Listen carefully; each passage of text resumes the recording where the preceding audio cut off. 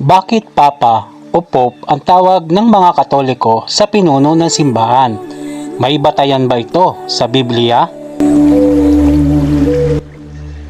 Para sa simbahang Katoliko, ang unang Santo Papa ay si San Pedro na itinalaga ni Jesus bilang pinuno ng kanyang simbahan.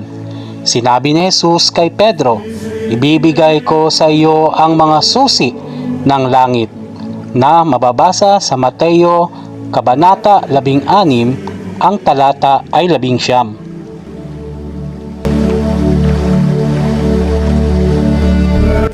Mahalaga ang simbolo ng susi sa Biblia.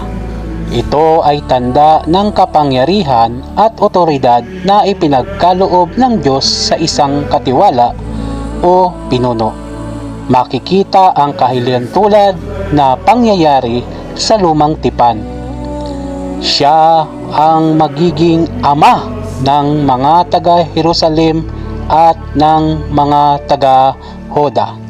Ibibigay ko sa kanya ang susi ng sambahayan ni David na mababasa sa Isaiah, ang kabanata ay 22, ang talata ay 21 hanggang 22. Sa mga talatang ito, ang katiwala ng kaharian ni David ay binigyan ng susi bilang tanda ng kanyang otoridad. Tinawag din siyang ama ng bayan dahil sa kanyang tungkulin na manguna at mangalaga. Malinaw sa pangyayaring ito, sa Isaiah ay larawan ng itinatag ni Jesus kay Pedro kung paanong may katiwala sa kaharian ni David na may hawak ng susi.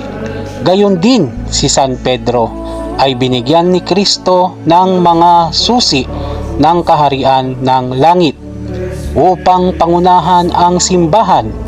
Dahil dito, ang kahalili ni San Pedro ay tinatawag na Papa o Pope.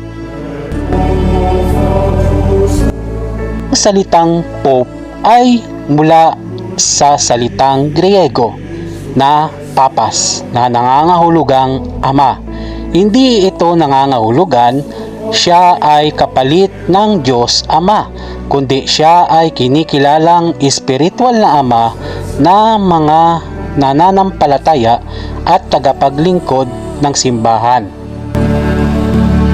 Ang pagtawag sa Santo Papa bilang Papa ay may kaugnayan sa kanyang tungkulin bilang kahalili ni San Pedro na pinagkatiwalaan ni Kristo ng otoridad at upang pangunahan at pangalagaan ang kanyang simbahan.